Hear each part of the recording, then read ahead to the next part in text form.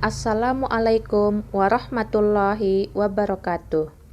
Perkenalkan, nama saya Umami Nurfitri.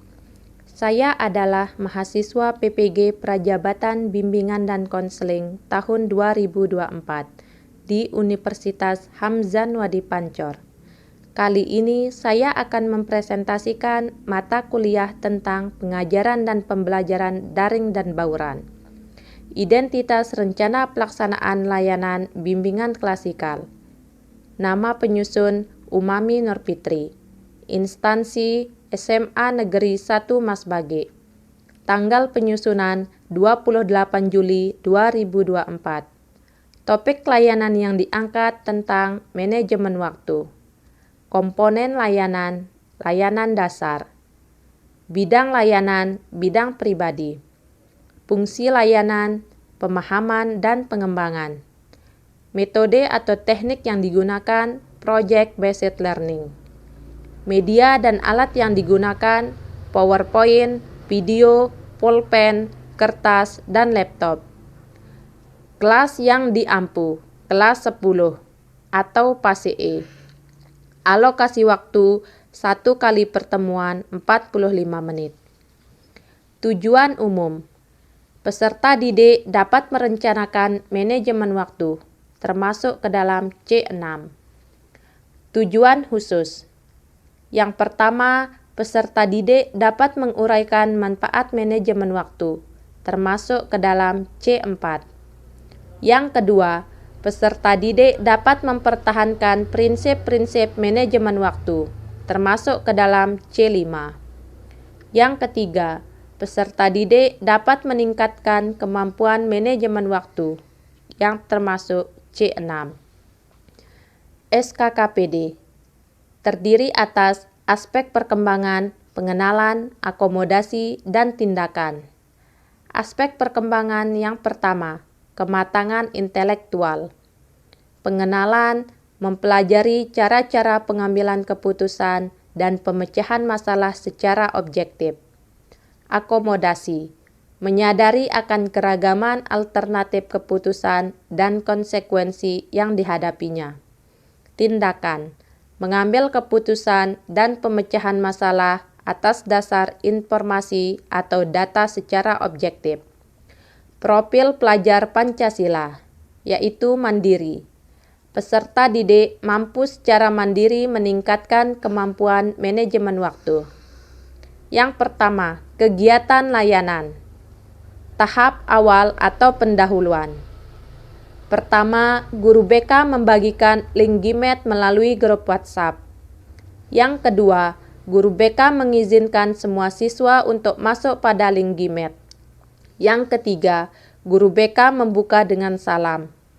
Yang keempat, guru BK meminta salah seorang siswa untuk memimpin doa. Yang kelima, guru BK melakukan absen kehadiran siswa.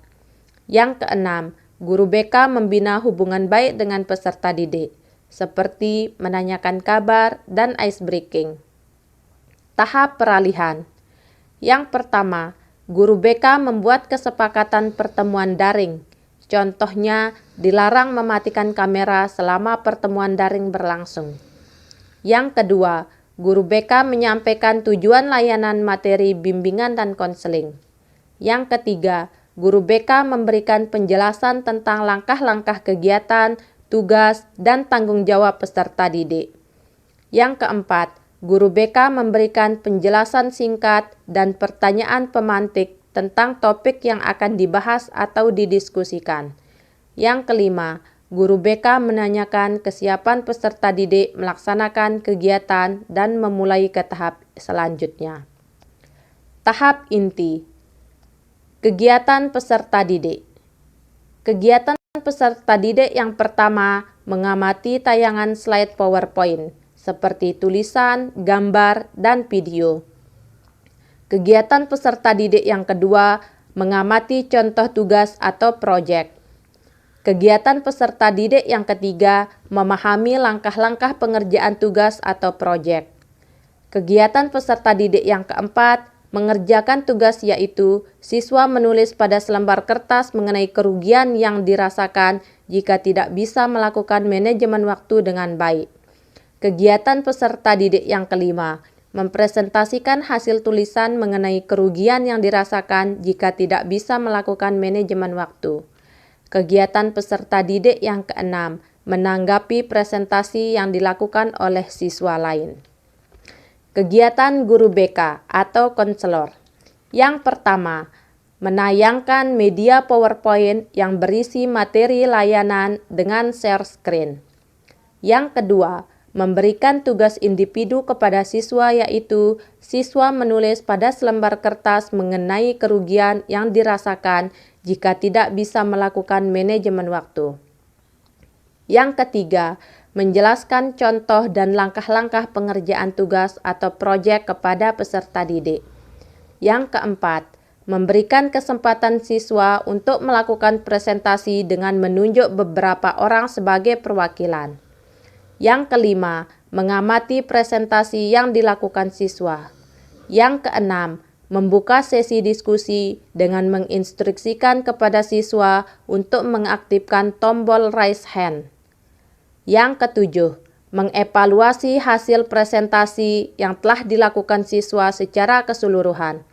Yang kedelapan, membuat catatan-catatan observasi selama atau setelah proses layanan. Yang kesembilan, memberikan tugas kepada siswa untuk menyusun mind map yang berisi tentang manfaat manajemen waktu, cara mempertahankan prinsip manajemen waktu, dan cara meningkatkan kemampuan manajemen waktu secara individu.